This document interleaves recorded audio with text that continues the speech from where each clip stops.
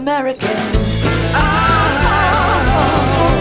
back to Weekdays Live. This is CJ, founder of Homeowners for Justice, your host for today and producer of the show. It's good to be back. It's been a long time. The fact is, Public Banking Institute was a real challenge. It was fabulous. I haven't worked that hard in a long time.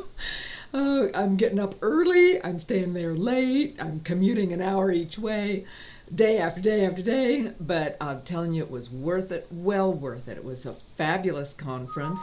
We've met all kinds of people there. We made all kinds of connections. And really, we're going to be talking about these things. I've already sent it out. You've already seen it in the title of the show. The fact is, you know, I've been telling you the bubble's going to pop, so we're seeing signs. And I believe it's not going to be just a collapse, but it's going to go up and down. We're now getting stronger waves. There's some lessons we need to learn and pay attention to from Monsanto. There's more damage coming. I want to show you a scam, a foreclosure attorney scam. I'm confident this is. And then there's lessons. I mean, one of the things that was fabulous about the banking convention was that they had this lady from Iceland. I'm not even going to try to say her name. And she calls herself, she's a poet, but she was activist. And they basically had a big revolution in that small country. And they've done a whole bunch of different things. And there's some lessons that we can learn from that. So I want to share that. I want to share the beneficial banking, some of the concepts. Look, I haven't even had time. None of us have had time to really digest and in some way that we could actually present a lot of the information that we learned. It was just truly a fire hose of information coming out. And so over time, I will, things will come to mind. I will be putting some presentations together, try to organize some of the information that we got from a variety of sources into things that we can really use. But I wanted to show you what beneficial banking looks like. Because it's not just a county public bank. There's so many other things that we could do with this concept. So, great minds are starting to really churn on this. And then, of course, some petitions. There's always petitions. And again, I believe that petitions are a small thing. It can get someone who hasn't even put a toe into an activism role to maybe get a little active or be aware of what's going on. But we will never solve the problems of this country with a petition. So before we go into this, I really wanted to share with you one of the little sessions, what I did at Public Banking. I tried to live stream, and I apologize right now. It's under Community Actions, that icon, and many times the sound is really faint because I'm just using my phone. Now let's never forget, I'm using my cell phone. Okay, this is how I'm live streaming. This is how you're going to start live streaming. And we're going to have a lesson on that tomorrow again, because it's crucial that you live stream. Did you know that all that live streaming I didn't use any data in my data plan? Because I'm not downloading, I'm uploading, I'm shoving stuff up to the internet. So this is a powerful way to start logging things. And once it's up, it goes automatically to the website. Once it's up there, at the evening when you're done, you can just download it and save it. You've got it permanently. You can put it on your YouTube channel. You can do whatever you want with it. Email it around, send a link. You can do this for free. So one of the things I did was try to interview some people during the breaks. And I've just got to bring you David Cobb. He's just dynamic. He's fabulous. What he says is so good. And we're going to start with this because this is where we need to be going. Fabulous information for all of us from all around the world, and he's going to share with us what he thinks we should be doing to maximize, get that megaphone I keep talking about. How can we get these people all on board so that we can actually save ourselves and our country? So I'm going to turn the camera and then we'll talk to David. Hi David, this is CJ. Hi CJ, glad to be here. This is David Cobb. You're Move to Amend. And you gave a great speech. I got it on live stream, so I already have that on my website today. I just totally identified with everything you said, because truly the ultimate is if we don't get this change done, we're doomed. That's right. I mean, let's just cut to the chase here. What we know is that these huge transnational corporations that are being financed by the huge mega banks, they're not just exercising power, they're ruling us. That's right. And let's be clear, the decisions that are being made by these huge corporations are destroying the planet that we depend upon for life itself. That's right. And as if that's not enough to piss us off, the institutions are creating a racist, sexist, class oppressive world order with the plunder and rape of Mother Earth. So this is serious, and I respond in an equally serious way. I am an unequivocal, nonviolent revolutionary because that's what the moment calls for. We can't no longer sit on the sidelines. We can no longer hope that somebody else does it. The reality, CJ, what I know, what you knew, is we need you. If what you're hearing right now in this conversation, if you plug into CJ's work that she does as a citizen journalist, on and on, if this is animating you, it's time to get involved. And frankly, yes, move to amend.org. I hope that animates you. Yes, to the Green Party. I hope that animates you. Or Occupy. Or any other things. But at the end of the day, what we have to recognize is that whatever inspires you is what you need to do. And then you need to trust that other people are doing their work as well. I'm tired of people saying everybody has to drop what they're doing and join my thing. That is the wrong analysis, CJ. We have to actually trust that collectively, by actually moving on what inspires us, that we will actually find our way jointly together. Now, as I say, I'm a Green Party member. Not as a matter of like idealism. I'm agreeing out of cold calculating analysis that says we must have a social movement and an electoral arm of that movement to represent us at the ballot box. So I believe the Green Party is the way to do that electorally. But it's not just electoral politics. We have to do social movement work. We have to do political education. We have to create public banks and community-supported agriculture programs. We have to create housing cooperatives. There are so many things that can be done right now to actually start to create the new world. All it takes is you.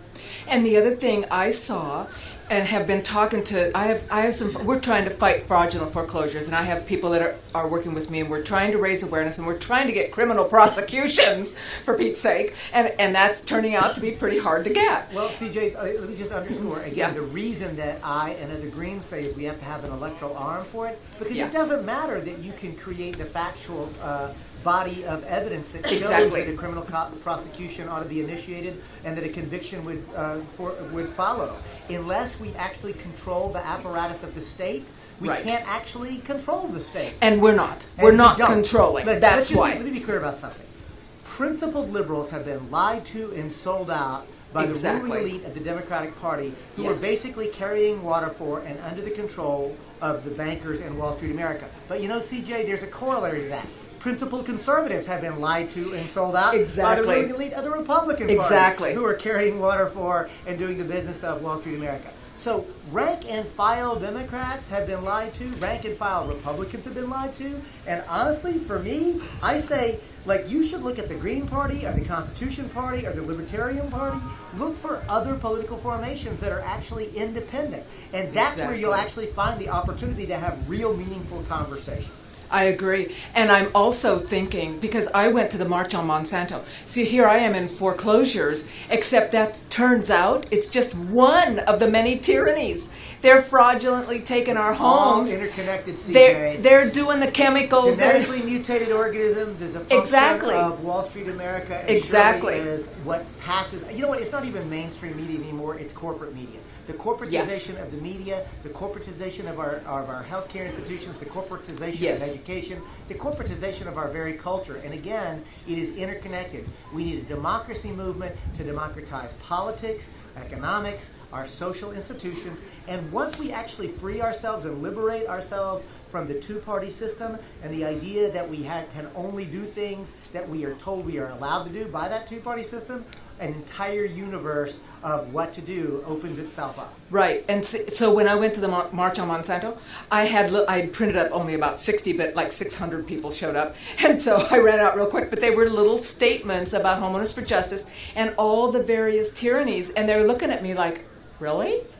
You know, they're focused on GMOs, so, CJ, and they're not recognizing over here in foreclosures that all these people losing their homes fraudulently. I want to take a moment. when you say only 600 people showed up for a march against Monsanto in your local community, I know. Right? It might have been 800. Yeah, so 600 to 800 people I come know. together collectively to express our outrage. This is what movements look like. Exactly. Right? We're in a movement forming stage. We're in a movement solidifying stage. And I think we should get every section, because there's people that are really fighting for this effort and for that effort, and to stop chemtrails and to stop GMOs and foreclosures. I think we all need to do all of it. We need to be aware the reason, again, that this is happening. Let me make my final pitch for the Green Party. Okay. The Green Party, we have an international crisis that's global, a global ecological crisis, a global economic crisis, a global social justice crisis. Currently, the Green Party is the only political party that is international in scope that actually adheres to a core set of 4 principal values. They're called internationally the 4 pillars of the International Green Party movement. They are ecology, an understanding that we are interconnected in all ways. Whatever we do to the planet and to the environment, we do to ourselves. Exactly. So ecology is a core understanding. Number 2, a commitment to social justice, an acknowledgement that the current institutions, not only of this country, but basically of the world, are basically racist, sexist, class oppressive, right? And the recognition that we need new institutions that are actually just, compassionate, and loving. The third concept of the International Green Party movement is an absolute commitment to grassroots democracy, a recognition that unless and until we, the people, are actually able to participate in a meaningful way in the decisions that affect our lives, anything that even calls itself democratic is a farce and a scam. The fourth thing is a commitment to nonviolence, a realization that what we're calling for is a revolution of values, a revolution of principles, and the Greens make an absolute commitment to that revolution being nonviolent, that revolution actually being serious, that revolution winning. And again, as we know from other nonviolent revolutionaries, nonviolence is not pacifism, by the way. You have to be active, you have to be engaged, you have to be fierce, you have to be bold, but we make the commitment that we will not engage violence as an affirmative tactical choice. And as amongst the Greens, what we say is this: because we commit ourselves to nonviolence, we become a revolutionary movement. It's a nonviolent revolutionary movement, but make no mistake about it, we're going to win. Think about that. Now, tell me what's happening. Tell me what's happening around the world with this. You said international. Listen, I very quickly, because we got to go back in, but I want to say, and I'll give you another bite at this media apple, CJ, because I want to give a big shout out to People's Media, right? That's the only place where any honest conversation is ever taking place. But here's the point I want to make. It's happening throughout the world, right? In Latin America, and not just in one country, but all across Latin America, social movements have created political parties that come out of the social movements themselves. They're led by the social movement. And the thing is, remember this, in that concept, we say, teach while we fight. So we fight for certain things, but we teach as we go, so that we're not just fighting for individual issues, but we teach about the systems, the economic system, the ideological system that we're actually fighting for. But it doesn't just end with teach as we fight, learn as we lead. Because I know I know that I need to learn from others. So I will learn even as I take a role as a Democratic leader, because I need to learn from folks who are here at this conference, what they're doing. Because here's the thing, I don't know what I don't know, right? Exactly. And so I need to approach with some humility those people who are doing other things. So you'll find me ask questions, and I'll give honest answers to the best of my ability, but I don't pretend for a moment I've got them all. I have one more question. Do you think that any members of Congress, federal or state, could or would actually convert to the Green Party? Should we start pressuring them for that? Listen, what I would say is this: rather than convert existing members of of Congress to do anything, I think with absolute love and respect to you and that question, it's the wrong frame, CJ. Yeah. In other words, we don't go to Congress now trying to convince them to do any damn thing.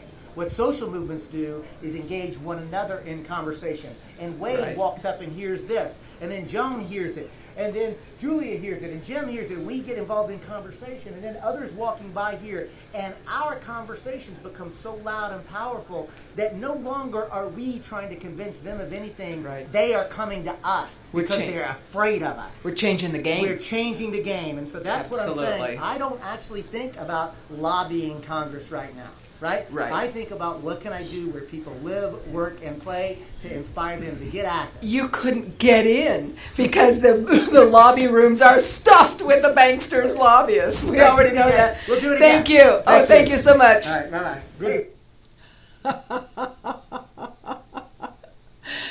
Need more be said. Come on, guys. Did you hear what he said? Let's step up. Let's have that conversation with our family, friends, and neighbors in each of our communities. And let's start pulling together our conversation. So, what can I say? I have never gone to a Green Party meeting, but obviously we must. We must start looking at some way to actually start gaining the levers of government.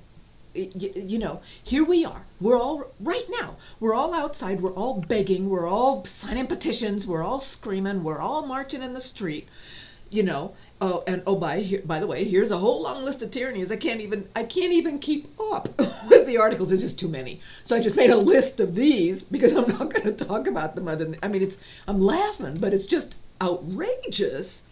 But this is the point. We are in a position now where the Senate is passing a bill that makes annoying police a crime. You can't even protest now on the public sidewalks because if you're too close to some place or dignitary, they can arrest you.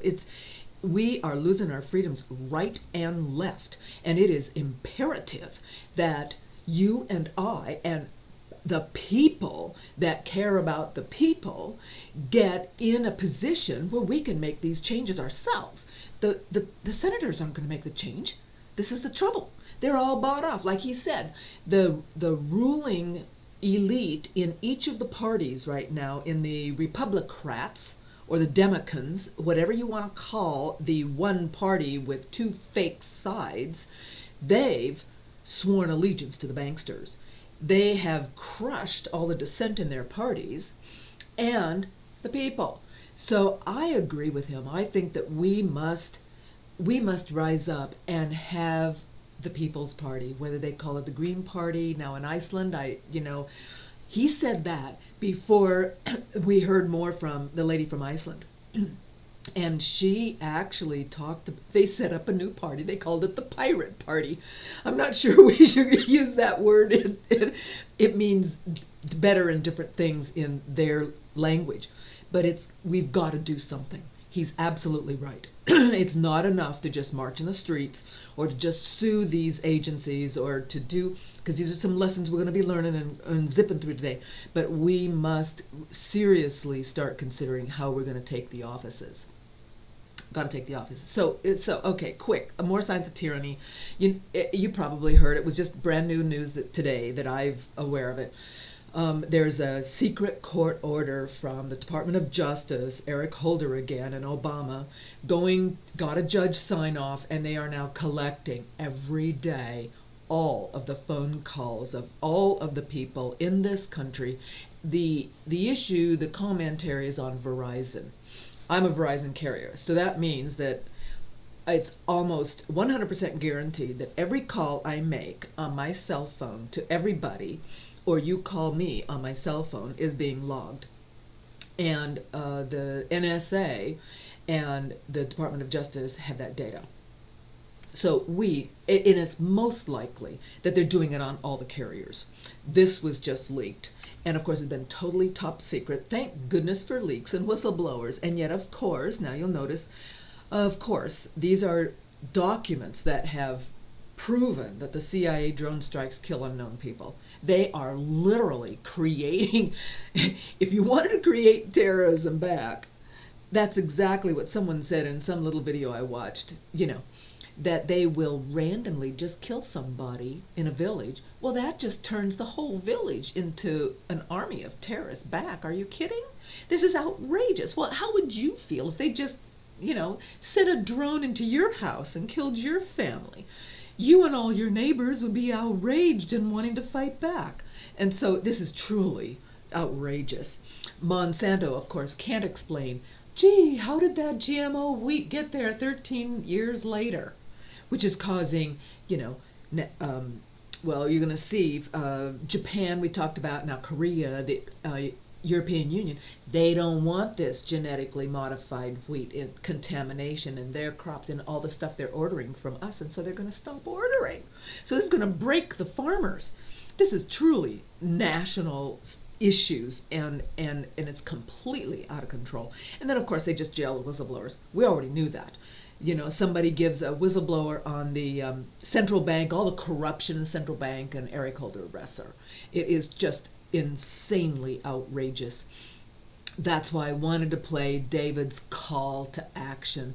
I think that's really smart action. You know, the bottom line is, you and I, we're just individuals. We have 24 hours in a day. We have our energy and our resources, and then that's it.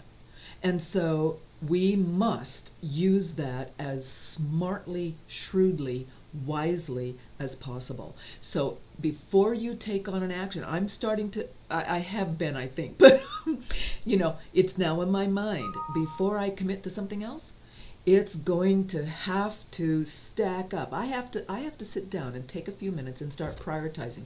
Where is my time best spent? You need to do the very same thing. Where is your time best spent? We have to prioritize, because it's easy to keep busy until we're just dead. We have to focus and prioritize what is going to make the most difference in the end game. It's a tough one. So real quick now, I'm going to zip through some articles. The links are going to be there. You can read them. I just want to highlight them and get them on the comment page in this live stream, because the Attorney General in New York State, Schneiderman, now he's suing HSBC. And of course, we need to sue We need to put HSBC Bank out of business. They've got trillions in deposits. They run amok. They've been convicted of drug money laundering, all kinds of stuff. It is truly outrageous. The banks are corrupt, and fraud is a business model. I just need to say that again, because we need to remind everybody that this is the state of our existence and our financial institutions. Make no mistake about it. They are corrupt, they are cheating, they are breaking every law in the world, and they currently are getting away with it because they have now owned the top level governments. And this is not just this country, this is the world. So when foreclosure attorneys and judges openly admit the legal system is not fair, not equal, not just, what's the point of courts? Good question. Excellent article. And just another fuel on the fire when we've lost our courts, then what's the point? And like I've said before, many times it seems as people that are writing the letters to stop their foreclosure, the QWRs and the OCC complaints, they're getting at almost as good, or if not better, results of delay and stay than those fighting lawsuits. Because as soon as you file a lawsuit, then the banksters say, oh, I can't talk to you, you're in lawsuit, you're in court. And then they send the $5,000 an hour attorneys out there to fight you. Just speak to some of the contacts. That's what they've shared with us on this live stream. So fact is, the courts are no longer for the people. Okay, now these undisclosed stress test, so now the FHA could lose billions. Gee, what a shock. We already know it's just another sign of corruption. Here's a sign of the bubbles popping. PIMCO is a mutual fund. They're starting to have withdrawals. Not a good sign. Here's an interesting couple of things. These are IPOs. This is initial public offering. And the whole point of the hedge funds, one of the main points of buying up 26,000 homes, all these homes, is that we're going to buy them up, rent them up, and then we'll sell them off. After we've securitized them, I'm sure. The banks are going, oh, we can securitize all those contracts. So they're probably off doing that. And then the hedge funds are going to sell them to the market, other unsuspecting investors who are left holding the bag. And remember, I've been saying now forever, because I am a landlord. I own rental property. It is not as lucrative as you might think because of tenants, toilets, and trash. It is difficult to get a good tenant. You have to be on top of this. It really works best. Landlordism in homes really works best with individual people and small portfolios, like 3 homes, 5 homes, maybe 10. But, much more than that, you've got to really know what you're doing. Otherwise, they're gonna rip up the house. You're gonna have to rehab it when they move out. There goes all the profits. You get another tenant, they cheat you for months, they fight you in court. So it is not as just numbers on the spreadsheet. It is not like investing in stocks and bonds. And I swear these guys didn't understand that. Besides, they're hedge fund managers. They just want to raise $1 billion, get their cut. Who cares about the investors? Here we go again. And so investors get shorn again and again and again. So this American Homes is going to file an IPO. But look at this one. Colony American postpones it. So when you've got the whole exit plan for these hedge funds was to IPO, and then they say, I think we're going to wait. It's a sign. It's a sign. You look down through these articles and you start seeing that other hedge funds have already gotten in and gotten out. They get in, they go, huh?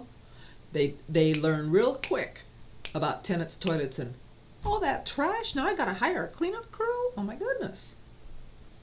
So I'm telling you, they are going to be dumping their homes, because if they're not going to IPO and then they look at what they've got and the returns keep dropping, they're going to start selling, particularly with prices are up. This is what investors do. It's logical, natural and logical. And they're not necessarily stupid. They look at the numbers, they look at the price, and they go, well, let's just sell, which is natural and logical. However, they've got like 26,000 homes. So when they start dumping that many homes on the market, what if they have, 1,000 homes in an area whose total market volume of normal home sales is only maybe 5,000? That's 25%. That's a significant number of houses. Not only are they going to sell, they're not buying anymore. They've been buying. Now they're going to flip to selling. So we're going to lose the buyers and gain the sellers. It shifts that teeter-totter, supply and demand teeter-totter. You're going to watch prices come down because prices are still going up. But I'm telling you, if you're selling, if you're sitting on a home and you have equity and you can actually don't necessarily want to stay there, if maybe you have some rentals and the prices have gone up, you might seriously consider sell now, get the equity out, because when prices crash, you could go back and reinvest. And that's what these investors are doing.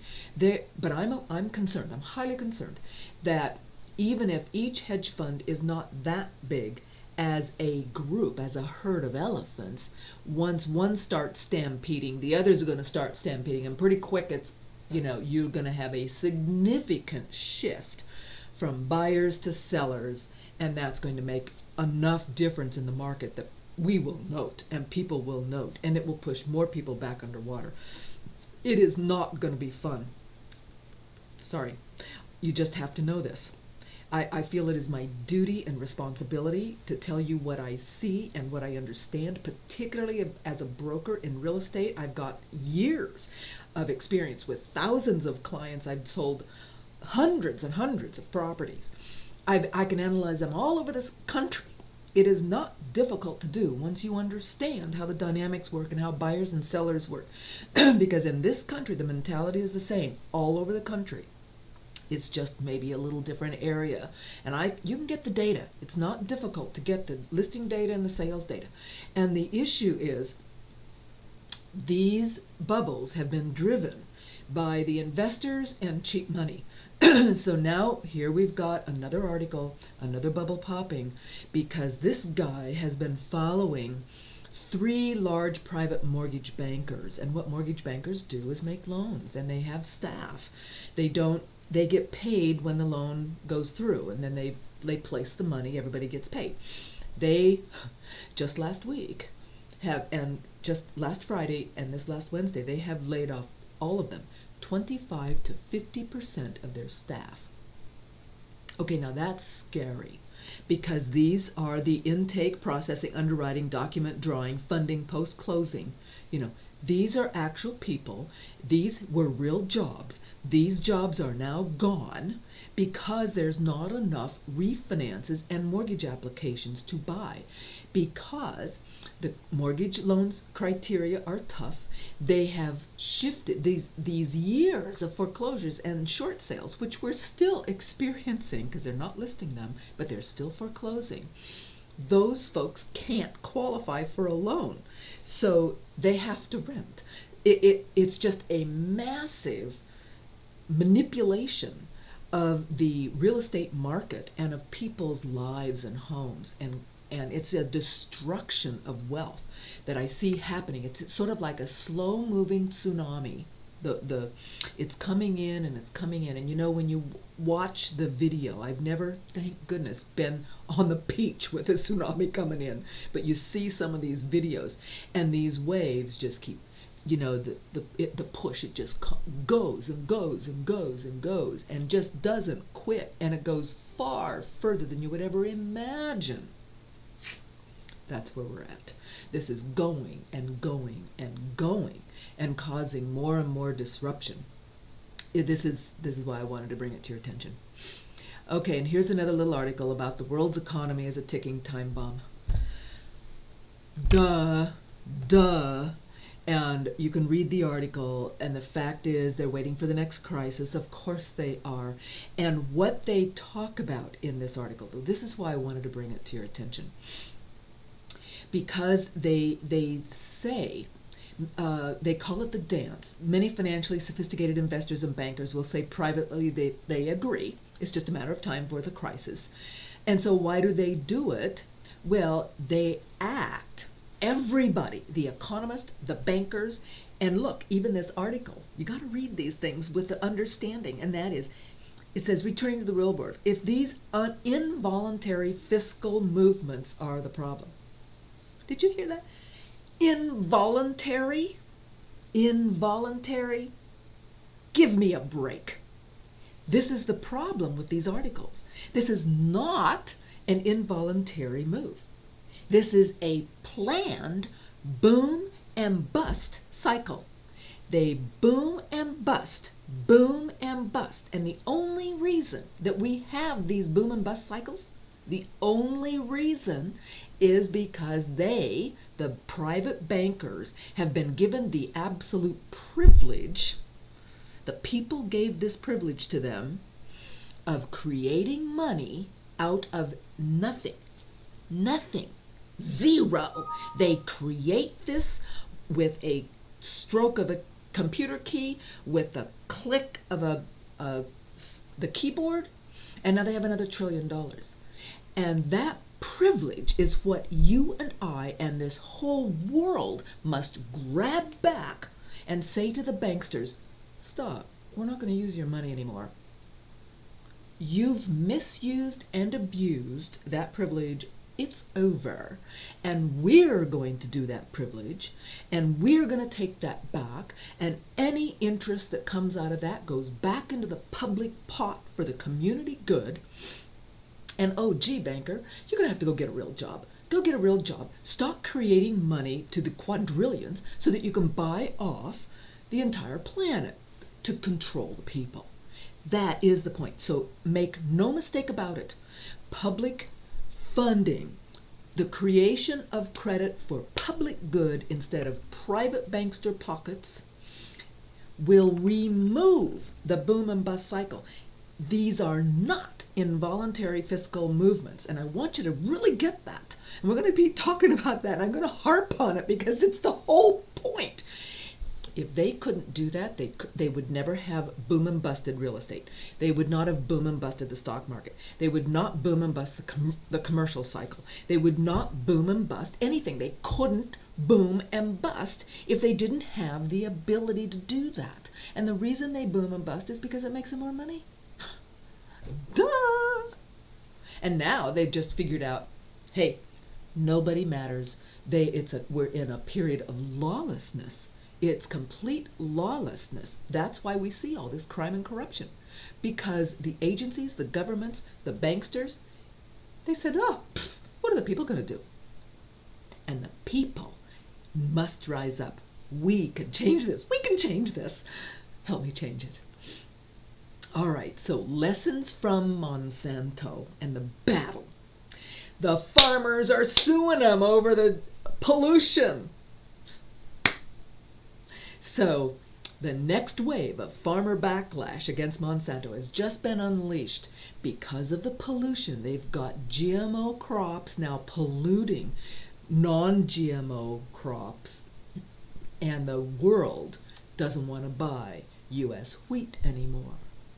Now, this is a massive issue. Massive. It'll break the farmers. It'll be famine. This is truly a significant issue that could break this issue apart, and we must push to make that so. And so they are suing back, and we're seeing they're calling it, and I think it might be too soon to call. This is a pushback. To me, this is a pushback, but we have not yet broken Monsanto. We have to push and push and push until we do break that apart. We remove the laws protecting Monsanto in our federal legislation. We reverse the decision of patents. We stop allowing food to be patented. We stop allowing foreclosure processes to be patented. They're all misusing, the corporations are misusing our entire system and structure for their purposes. And I think that David was absolutely right. It's the corporatocracy. It's the corporatocracy of this planet, of the entire planet. The corporations have now, they hold the governments as little puppets. Do this, do that, change this rule. The corporations and the banks are corporations. They have now taken over, and we have to fight back, and we must take the levers of government. We have to have democracy back, and we need to set that example and help the other countries of the planet get their democracy back, because I'm telling you, the people of Turkey are now rioting. And that, by the way, I'm just segueing, I know that because I just read that yesterday. Okay, this president, elected official, is acting more and more dictatorial. Sound familiar? And so they want to rip out a park, and they want to put in a commercial development. And the people are going, so they say, no, we want our parks. But what that is, it's like the last straw. You know the little story about the straw that broke the camel's back. You can pile so much straw up, and at some point in time, you get enough straw in there, one more straw is going to break the camel, is going to fall down. And this is the straw that broke the camel's back in Turkey. Now, everybody's in the street. We've got the teenagers, the college kids, and the old people. They're all fried. And it's not just about the parks, but what's happened is that one incident has broken the anger that all the people are feeling about tyranny. It's a battle against tyranny. That's what we need to have here. So I want you to understand that maybe Monsanto has been pushed back some, and the fact is we need to go get every one of those Monsanto people, the organizations, the structure of pushback that they have created, and we need to educate them, just like David said, about all the other tyrannies.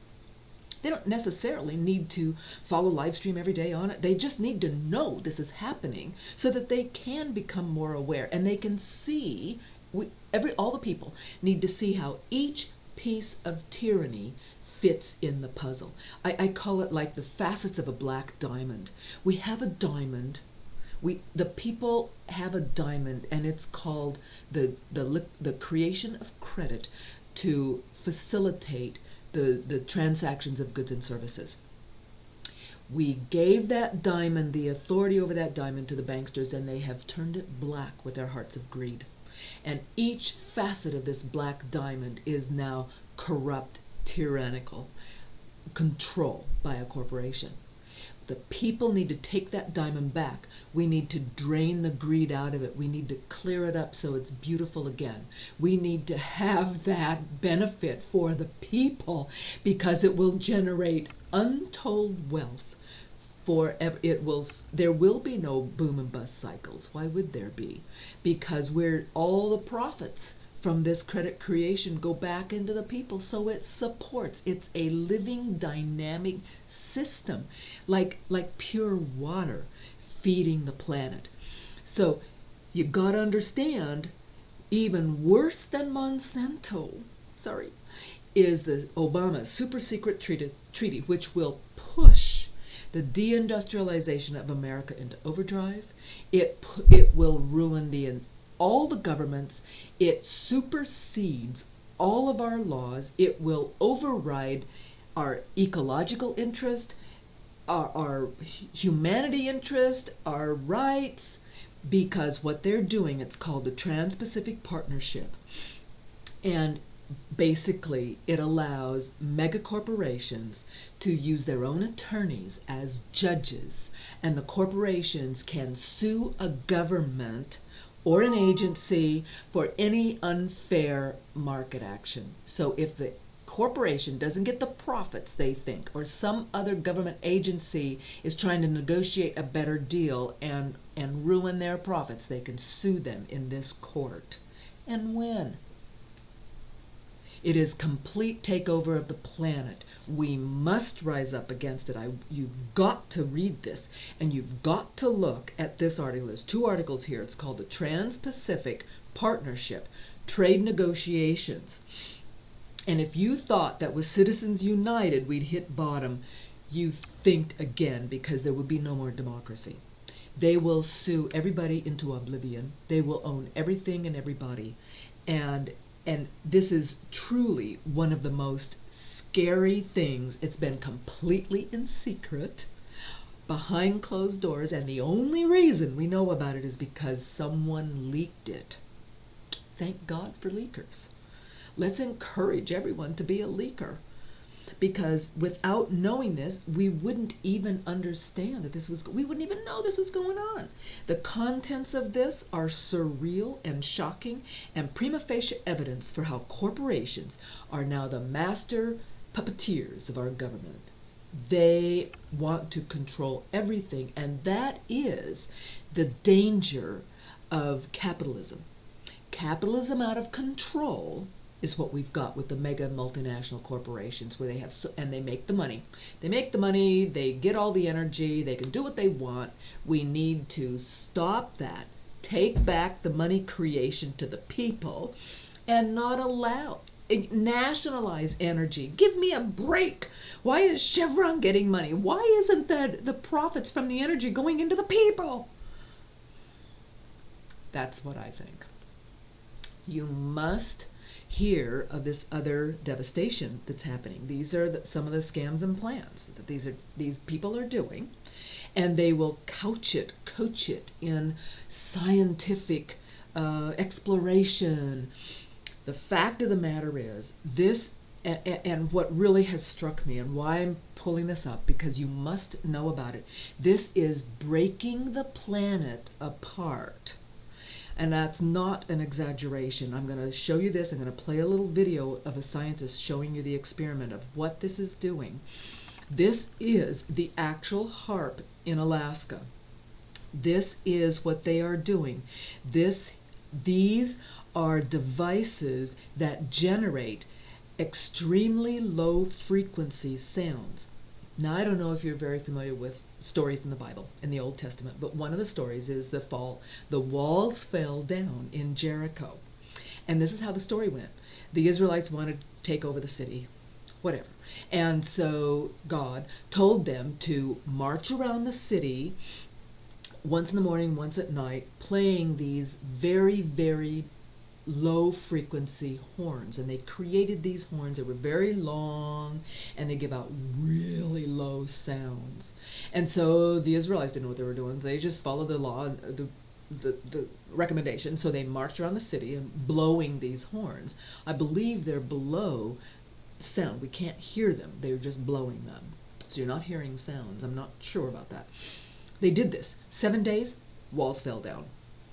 And that is the point. Now, I wanted you to see these are actual live cans. I can hardly believe how horrible those trees look.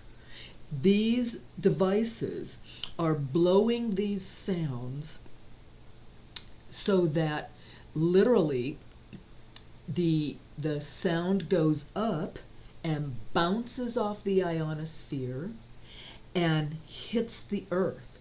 And they're using this, the little video I'm going to show you next with the science equipment. Evidently, they've got at least 5 installations of these that we know about, and up to 20, and they manipulate the jet stream. I mean, this is planetary, scary planetary control, and this is what we're facing. We must stop these experiments. Sorry, I didn't realize my stuff had crashed, so I'll skip this ad here in just a minute. The point is, we do thank these people, and we do understand that, you know, people need to have ads, but here's the experiment. So what we've done is we've got a cloud generator up here, an ultrasonic nebulizer. It's going to create real water particles, just like you would find in a cloud. What we're seeing now is we're actually filling this chamber with microscopic water particles. You can see that it's almost completely filled with water vapor. It's beginning to condense a little bit on the sides, just so that you can see the detail. We've got a nice dense fog, just like you were sitting inside a cloud at 50,000 feet. At the bottom of the cloud chamber, Dr. Agnew has constructed an ELF wave transmitter, a miniature version of HAARP. We're only using 100 watts. It's perfectly safe. But when Dr. Agnew turns on the ELF wave transmitter and begins shooting ELF waves into the simulated cloud, the cloud begins to move up to the top of the chamber, taking the moisture with it. If you get down low enough, you can actually see a clear layer above the antenna. It is actually pushing these water particles up, and that's exactly how HAARP works. What we've done is we've not only pushed the cloud off of the HAARP antenna, but as you can see, our cloud is almost completely gone inside. HAARP does exactly the same thing. It ionizes the particles, pushes them out into space. HAARP is one of several ELF wave transmitters located all over the globe. The United States owns and operates 3 of them, one in Gacona, Alaska, another in Fairbanks, Alaska, and one in Arecibo, Puerto Rico, near Nizhny Novgorod, and the European. Russia has one in Vasilurd. Union has one near Tromsø in Norway. Working in tandem, these transmitters could potentially alter the weather anywhere in the world, changing the jet stream's course entirely, triggering massive rainstorms or droughts. Even hurricane steering would be possible by heating up the atmosphere and building up high-pressure domes that could deflect or change the course of hurricanes. The U.S. government is firm in its position that HAARP is just an atmospheric research facility. But is it more than coincidence that since going online, some experts have reported strange weather anomalies, including massive floods, hurricanes, and earthquakes? HAARP went online in 1994, and construction continued until 2007. There are reportedly a total of 5 known ionospheric heaters, including HAARP, in the world today. There are possibly 20 other ionospheric heaters in existence all over the world. There is no conclusive proof.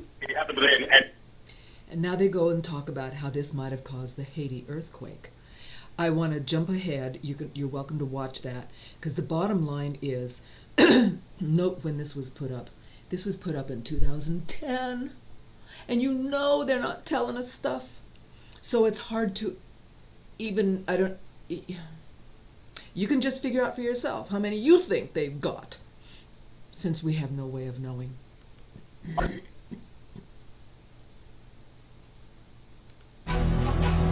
Could there be a connection to HAARP or a facility like it? To say that HAARP can artificially excite the ionosphere in such a way to cause an earthquake? Well, it alarms me. Dr. Agnew experienced the power of ELF waves firsthand back in the 1980s. He was hired by an energy company to locate oil and gas using the same kind of ELF waves at much lower frequencies to carry out his search. It's a process called earth tomography. During one particular incident, Dr. Agnew believes his use of HAARP-like ELF waves accidentally triggered an earthquake. It was in the spring of 1987 we arrived in Roseburg, Oregon to use our ELF technology to search for oil and gas. Setting up that day had a little bit different results than we expected because the instant that we energized it, there was between a 4 and 4.5 on the Richter scale earthquake that occurred. We were so amazed about what seemed to be cause and effect. We get to an area that has a high propensity for earthquakes, in an area known as the megathrust of the Pacific Northwest. We turn it on, and an earthquake occurs. Dr. Agnew demonstrates how he may have triggered the quake. This is a scale model of what the area looked like in Oregon when we scanned for oil and gas in 1987. The strata right here represents the megathrust area underneath the ground. The rock represents a potential energy set up in the ground from a tectonic stress. What we're going to do is introduce ELF waves and demonstrate that it can in fact trigger an earthquake. In this case, Dr. Agnew was using a stereo speaker to produce the ELF waves needed for his demonstration. ELF waves, extremely low frequency waves, are just like a subwoofer. In your car, you can actually feel the vibrations through your body. ELF waves are the same way. They vibrate the earth, and at right resonant frequencies, they can have devastating effects. When the speaker is activated, ELF waves begin to emit. Tiny vibrations in the sand are detected, and then a few seconds later, the rock representing the fault line shifts. As you can see, in a very few seconds, the resonant frequency built up in our model released the potential energy in the rock. That concussion, on a real scale, would have been felt for 100 miles. These conditions are already set up in the ground. All it takes is the activation energy to make the release happen. This is a small scale, and we're only using 30 watts in this scale. When HAARP's broadcast array in Gakona, Alaska sends pulses of ELF waves into the ionosphere, the waves get reflected back down and pass through the earth and ocean. If 3.6 million watts of ELF waves were purposely or accidentally aimed at an already unstable fault line, it could, according to Dr. Agnew, cause a tremendous earthquake. Looking at just simple instability, what does it take to create an avalanche? A guy walking across an unstable ice field. What does it take to trigger an earthquake? The right signal coming in when the pressures are already built up and are at their threshold. That feather, in our case that hammer, releases that energy. Conspiracy theorists believe HAARP is responsible for triggering earthquakes in enemy territories, like Iran, China, and rogue parts of Afghanistan over the past 3 years. But HAARP's startling potential doesn't end there. Some say it's linked to a strange phenomena occurring in our skies. And now they start talking about chemtrails, and we're not going to talk about that right now. I want to talk about HAARP because when I met at the Public Banking Institute key people that are pushing Occupy Wall Street. They're doing the website, they're doing the writing, they're key players. And I said, do you know about HAARP? And they just looked at me. And I feel it is extremely vital. That's why I found these two sites. The first one, the one we first looked at, that is the actual site, harpalaska.edu. So that you can have these two HAARP sites, and we need to let everybody know they are breaking the planet. They are using weather as a war, in their war arsenal. And this is totally not good for the people. I don't think I have to say more about that. So I wanted to bring that to your attention so that you can spread that word. This is just another facet. It's all about the money, and we can change it. So before we go, There's a couple of things. In case you feel inclined, here is a petition that if you want to sign to impeach Obama, ask Congress to investigate and prosecute the offenses. I'm sure there's petitions running around to get rid of Eric Holder. The fact is, it's really obvious when you look at who is being put into position that it's a systematic, planned approach of tyranny. So, need I say more? Now, I did want to take just a few minutes and start to start the conversation about the future, because one of the wonderful things that came out of the public banking conference, which I haven't had a chance yet to produce as far as some slides and supporting documentation, but it's in my head, and I wanted to share it with you. It's called the Great Transformation. You and I are bringing about the great transformation of the planet, and the people are going to rise up. It's the new paradigm. And so here's some things that we can learn about Iceland. So I'm going to just quickly skip through the high points.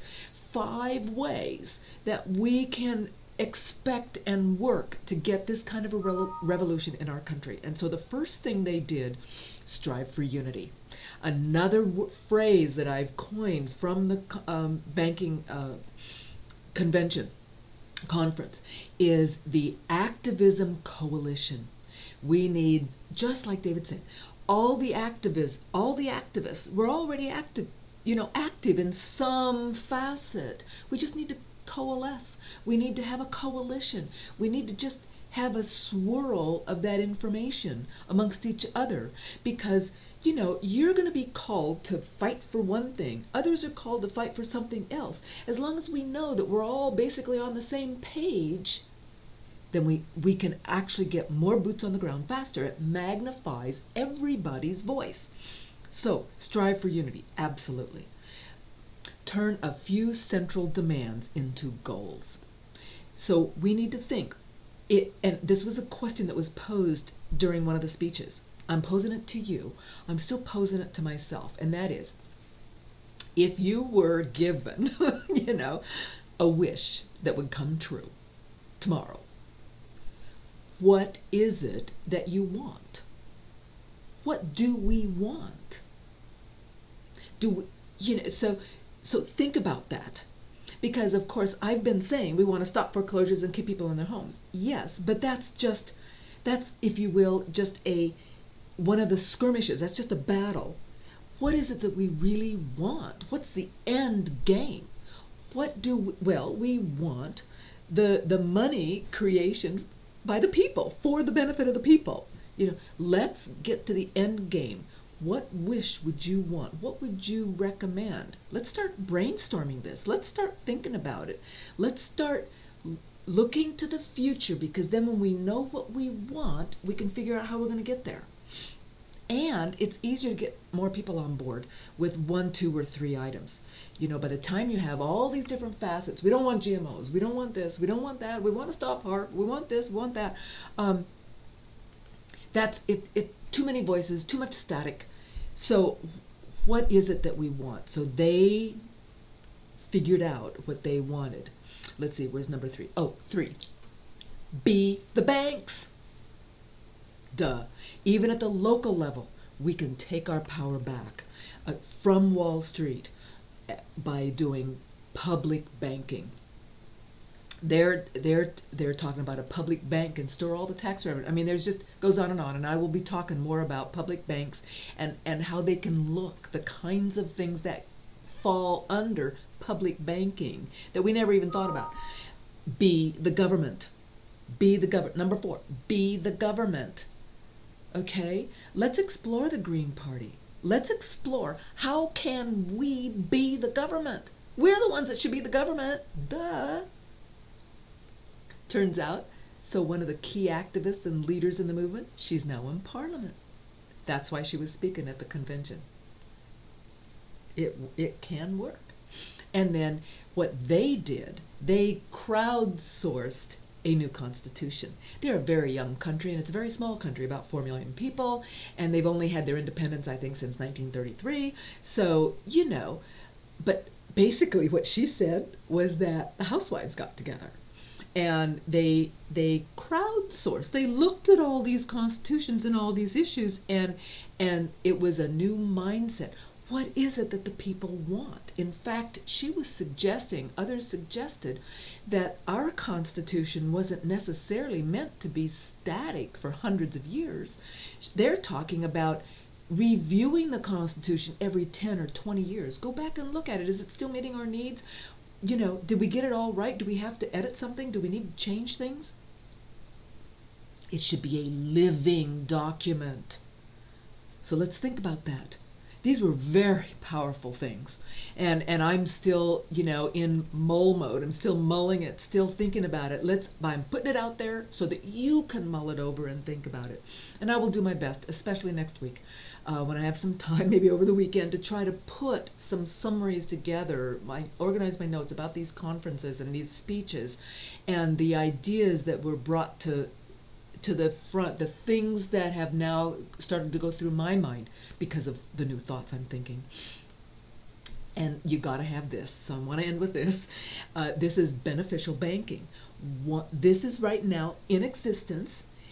It was started by donations. This was a foundation. Some generous people set up a foundation that put all the money in as the capital into what they call a community development financial institution, and all the profits flow back into the foundation, and the foundation's goal and mission, what they must do is put the money back into the financial institution. So they have worked it. It's a beneficial community development machine. And it works for the benefit of the people, and all the labor and effort from the people flows back to the people. And it turns out that there's a Mondragon, and the way that it was explained to me, so I'm able to remember the name, because it's like, M-O-N, Mondragon, D-R-A-G-O-N. Mondragon is this type of a community over in the Basque area of Spain. It now involves manufacturers. I think they have 100,000 people in this. And of course, because they are doing their own banking, they didn't get screwed. Their loans aren't securitized. They get the benefit back from them for themselves. And this is a self-maintaining, self-feeding, self-sufficient, self-enabling community. This is what we want. This is what we want everywhere. So look at this, look at the philosophy, start getting your head around it, that we can do this right now. Right now. This is a wean ourselves off of Wall Street. In fact, I went to a seminar, and I'm just going to throw this out there and then we got to go. But this guy doing the nuts and bolts seminar, and it was not what I expected it to be, but it was a fabulous source of information.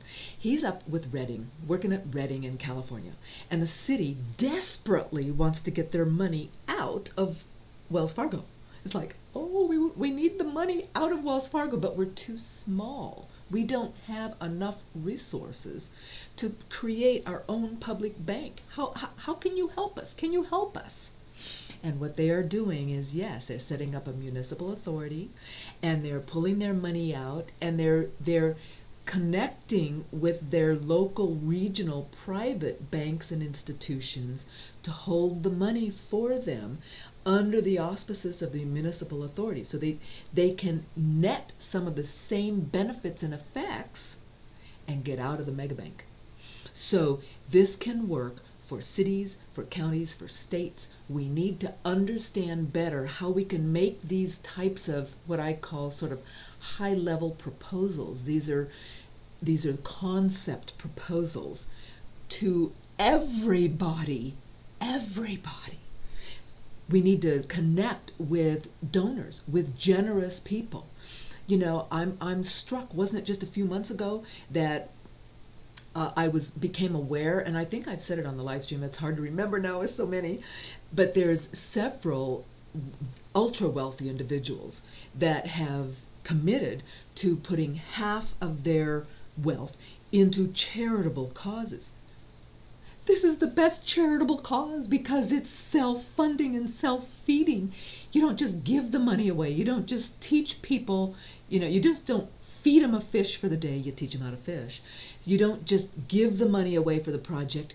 You develop a bank that can give the money for the project, get paid back, and do it again and again and again and again and again. And in that sense, that will totally bugger all the bankers, the politicians, all the bureaucrats, because all those profits are going to come out of their pockets and into our lives and our communities. Truly, when you catch the vision, it's super exciting. Thanks, guys. I'll see you tomorrow. Any updates, email them to me. We'll try to get you on the show. When I was a Bye lass, now. I was proud of my class, like my father and mother before me. They taught me to fight for my civil rights. But it's always the same old story. The rich reign supreme while the poor can but dream. Under Labour or Liberal or Tory. And I say, bugger the bankers and politicians. Bugger the bureaucrats too. Bugger the buggers who make up the rules. And if you're one of them, bugger you. And if you're one of them, bugger you.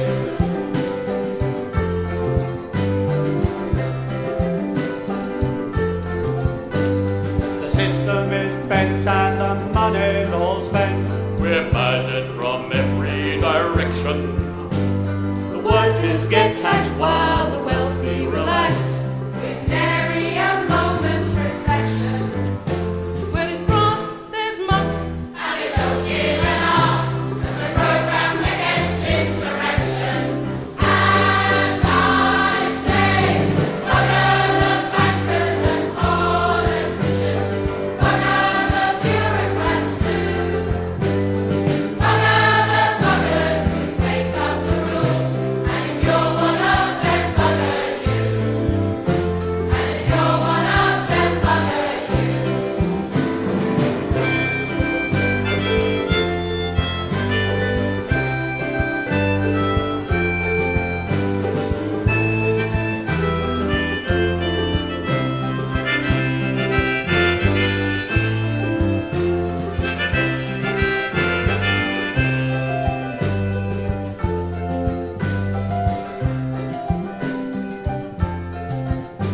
Now all you good people with passion to vent, don't give up the struggle for justice.